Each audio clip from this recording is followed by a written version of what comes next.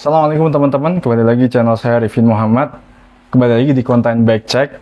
Insya Allah nanti kita kedepannya akan ada konten bike check, kemudian review gear ataupun riding. Kalau misalkan GoPro-nya masih memadai untuk kita record ketika riding di Barong ataupun misalkan sudah bisa ke bike park. Baik, kita langsung ke konten bike check hari ini. Di depan saya sudah ada salah satu sepeda gravel dari pabrikan lokal yaitu Polygon. Di sini ada Polygon Pet X4. Polygon Pet itu ada beberapa jenis dari mungkin X2, X3 dan ini X4. Gitu. Dari X4 ini yang saya tahu itu sudah mulai wheelset belakang ataupun axle depan belakangnya itu sudah true axle, bukan QR lagi. Tapi kalau yang X3 ke bawah, yang warna hitam, kemudian yang warna biru itu masih quick release. Kalau untuk Pet X4 dan Pet X5 ini sudah true axle untuk depan belakangnya. Itu. Baik, kita langsung saja back check sepeda gravel ini. Ini masuknya kategori gravel ya teman-teman, karena kalau dibilang road bike tidak, karena road bike itu bagian top-topnya itu bakalan lurus banget, di bagian sini tuh bakal lurus banget. Tetapi kalau untuk gravel dia seperti ini. Top-topnya yang bagian depan itu tinggi kemudian turun untuk di bagian situpnya. Itu kita akan back check dari frame-nya dan part-part lainnya yang ada di sepeda ini, apakah sudah di-upgrade ataupun masih original bawaan pabrik. Kita langsung saja mulai dari frame-nya, dari warnanya ataupun dari geometrinya ataupun dari bentuknya. Untuk frame-nya ini ukurannya M dan masuknya tahun 2023 kalau tidak salah. Kalau memang misalkan salah boleh dikoreksi ya teman-teman di kolom komentar. Ini Polygon Pet X4 ini tahun 2022 atau enggak 2023 dengan size M dengan ban 700C. Itu ada beberapa sumber yang mengatakan 700C itu setara dengan 28 inch ataupun ada yang mengatakan 29 inch. Tapi kalau misalkan dibandingkan dengan 29 inch, ini tuh lebih kecil sedikit karena memang beberapa sumber ada yang mengatakan ini itu masih kategorinya 28 inci. Itu. Untuk frame-nya tadi saya ulang, ini adalah size M dengan warna beige atau enggak kremnya, tapi ini hampir sama seperti elemen versi saya yang pernah saya pakai untuk bike to work, tetapi akhirnya saya jual karena melihat ketika bulan puasa kemarin saya stop bike to work karena ingin fokus untuk ibadah. Ini warnanya krem dengan perpaduan ada sedikit aksen di bagian sini, teman-teman bisa lihat di bagian forknya dengan warna hitam, dan itu sedikit menambahkan kesan gagah untuk frame sepeda ini.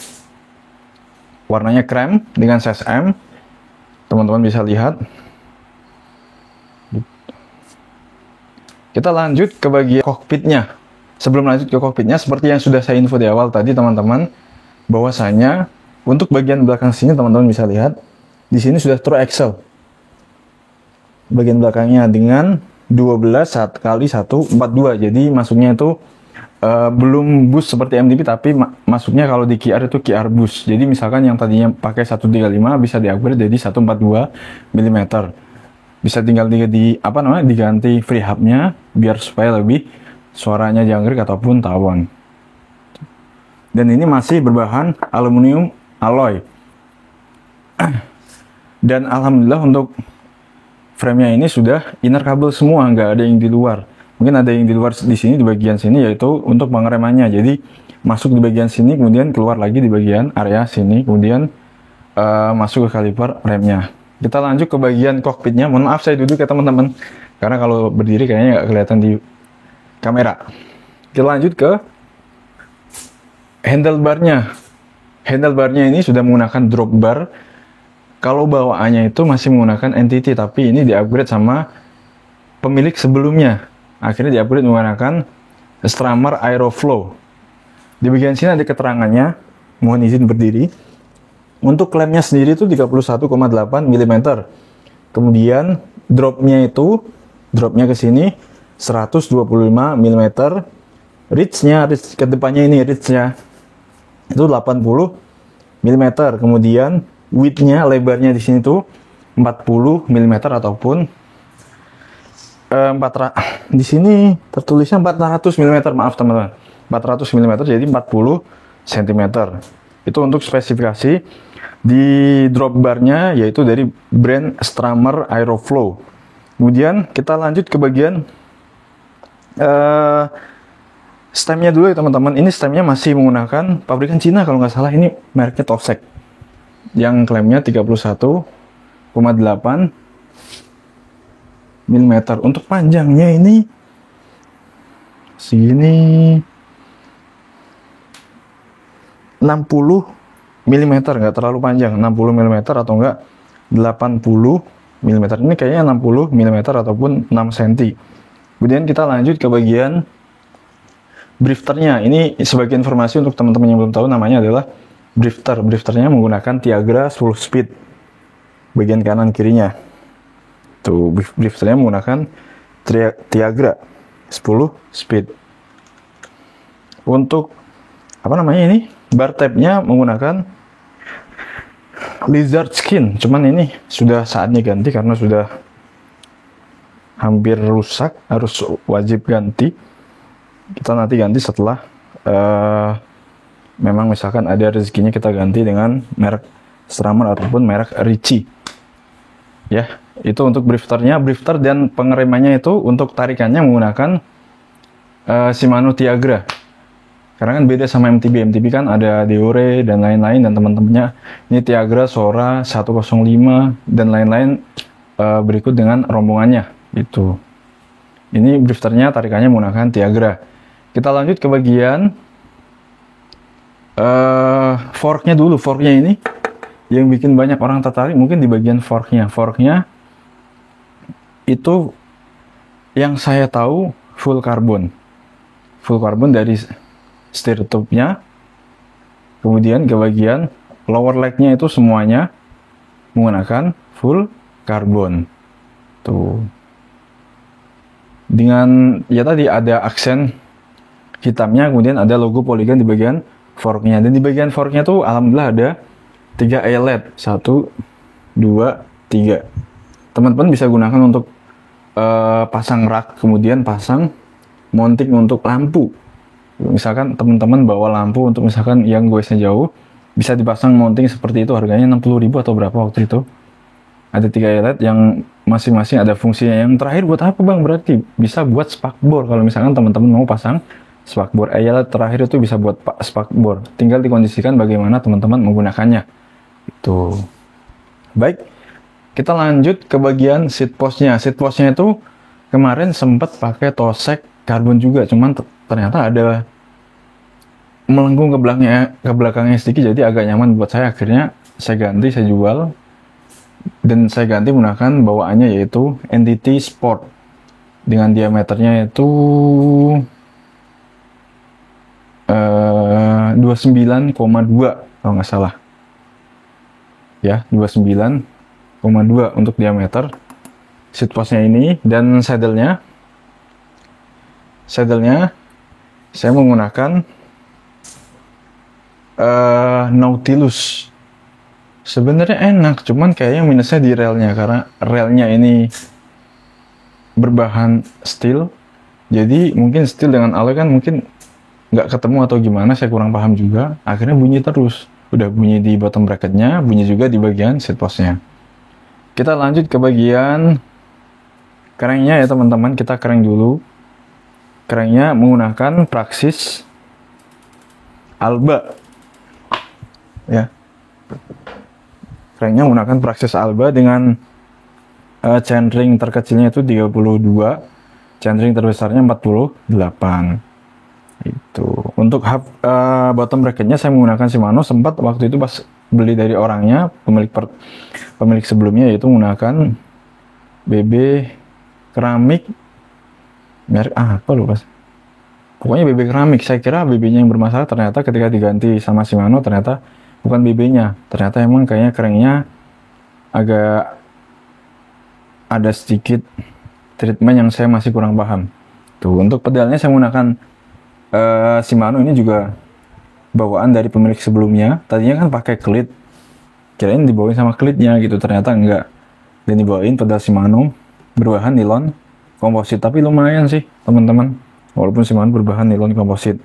Tuh, untuk BB nya sudah Holotech ya, BB HT2 Holotech 2, udah lumayan ringan. Cuman itu minusnya tadi ada bunyi-bunyi yang saya masih belum ketemu masalahnya di mana gitu. Kita lanjut ke bagian drive trainnya. Kita tadi sudah bahas kerennya, kita lanjut ke drive trainnya bagian belakang sini. Bagian belakang sini dia RD-nya menggunakan Tiagra 10 speed gitu. Untuk kasetnya juga menggunakan kemungkinan Tiagra atau enggak Shimano yang 10 speed. Di sini RD-nya Tiagra, kasetnya itu juga dari Shimano. Jadi biar nyambung gitu. Yang nggak nyambung doang ini kasetnya. Itu rantainya juga kalau nggak salah KMC. Biasanya Shimano itu kombinasinya kalau kita beli full bag itu biasanya KMC. Gitu. Itu drive trainnya, dia menggunakan RD Tiagra 10 speed, kemudian kasetnya juga Shimano 10 speed, kemudian rantainya menggunakan KMC. Biasanya KMC dari Shimano itu rata-rata kalau misalnya kita beli full bike bawaannya tuh KMC, padahal dia punya produk sendiri Shimano, tapi nggak tahu kenapa diberikannya rantainya KMC. Tuh, kemudian kita lanjut ke brake setnya. Teman-teman, tadi saya sudah bilang kalau tarikannya pakai Tiagra, tapi untuk kalipernya kepala babinya menggunakan Tektro yang masih mekanikal, tapi deh udah cukup lumayan, tinggal kita bisa ngerawatnya atau enggak. Mungkin bisa dibersihkan dalam waktu tertentu atau berkala gitu, supaya pengeremannya bisa maksimal. Depan belakang masih menggunakan Tektro mekanikal itu, tapi sudah cukup lumayan banget sih tuh. Tapi beberapa kali pas hujan itu ada bunyi dari remnya. Untuk rotornya diameternya itu 160 dari pabrikan Tektro juga, dan belakang juga 160 dari pabrikan Tektro juga gitu. Dan ini ada, sebelum kita lanjut ke wheelsetnya, ini ada tambahan aksesoris dari Asever Winwing untuk road. Jadi kalau misalkan emang teman-teman nggak mau pakai spakbor yang kayak sepeda ontel gitu, bisa alternatifnya pakai Asever ataupun merek yang lainnya. Jadi lebih eye catching, lebih kece lah gitu. Kalau menggunakan Asever seperti ini, setidaknya mengamankan area belakang kita dari cipratan ketika goes pas musim hujan. Kita lanjut ke bagian yang paling menarik buat saya, yaitu bagian wheel setnya. Walaupun free hubnya masih bawaan non merek sih, tapi kemungkinan bukan Shimano, kayaknya non merek, non brand. Tapi udah lumayan loncat. Tapi kemarin pas saya putar bagian belakang kayaknya gede-gede, kayaknya pelornya deh. Mungkin suatu saat harus upgrade. Untuk free hub depan belakangnya, hub free hubnya itu masih non brand. Kemudian untuk bagian ribsnya itu masih menggunakan pabrikan apa ini? NTT, bukan. Masih menggunakan bawaannya GX apa ini? Masih menggunakan bawaannya, nggak terlalu lebar tapi dia tinggi, jadi kelihatannya lebih berisi aja gitu. Depan belakang masih menggunakan rims yang sama, masih bawaan dari Polygon Pad X4 ini, dan udah lumayan, walaupun nggak lebar-lebar banget, tapi dia dimensinya di sini tuh tinggi, ada kali 2 cm 20 mm, jadi kelihatan lebih berisi kalau dilihat dari dekat. Itu untuk ribsnya, jari-jarinya juga masih bawaannya standar pabriknya. Kemudian ini yang paling menarik, akhirnya saya memutuskan berani ngambil Polygon Pad X4 ini, yaitu dari bannya dari pabrikan Pirelli. Saya baru kali ini ada tahu kalau ada Pirelli itu mengeluarkan ban untuk sepeda. Ini ada Pirelli Cinturanto dengan ukurannya itu 35C ya, dengan modelnya yaitu skin wall ataupun tan wall. Dia 700 kali 35C. Udah cukup sih misalkan buat main ke Barong ataupun Bintaro dan sekitarnya. dan udah cukup juga misalkan dipakai buat back to work setiap hari. Cuman sayang banget kayaknya kalau back to work pakai ban yang mungkin satuannya teman-teman tahu harganya berapa. Kalau nggak salah harganya ini satuannya bisa 1 juta lebih atau nggak 1.100.000 lah satunya, bukan dua ya, satunya bisa 1 juta lebih kalau misalkan kita beli baru gitu. Ada lagi mungkin yang terlewat, dan ini raknya itu kayaknya dari pabrikan Tegal, saya beli dari Mas Ung, stainless steel bahannya, jadi insya Allah anti karat, mantep sih. Udah saya gunakan hampir 3 bulan untuk back to work dan aman-aman saja, nggak ada kendala apapun gitu. Botol casnya juga saya dapat dari sepeda marin Cannibal, akhirnya saya pakai di sini. Untuk marinnya saya pakai Fitlock, ada 2 tempat, bisa menggunakan 2 tempat untuk botol catch-nya. Misalkan ini buat tools boleh, ini buat botol catch boleh. Tapi kalau misalkan mau gue show, misalkan pengen bawa 2 botol catch, pengen 2 botol minum atau bidon, bisa ditambahkan di sini itu. Untuk TA depannya itu belum bus, kalau nggak salah 100 ya, itu 15 kali 100 mm. Itu saja mungkin untuk back check sepeda Polygon Pad X4 ini.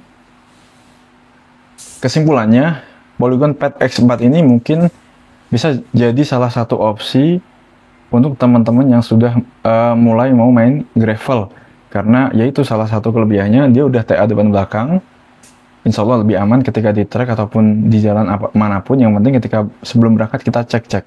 Emang QR nggak aman bang? Insya Allah QR juga aman, tapi kita harus lebih ekstra untuk ngecek quick release-nya. Misalkan abis ngelewatin makadam yang lumayan panjang, kita harus sering-sering cek quick release-nya. Kalau TA kan insya Allah kalau sudah kencang dari rumah, insya Allah aman kalaupun kita melewati makadam sepanjang apapun gitu.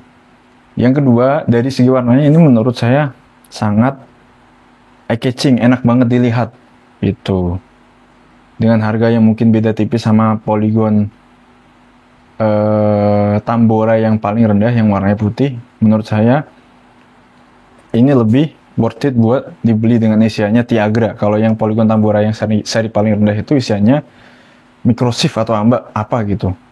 Tuh, dari segi perawatan mungkin kita lebih familiar sama Shimano gitu. Itu yang kedua.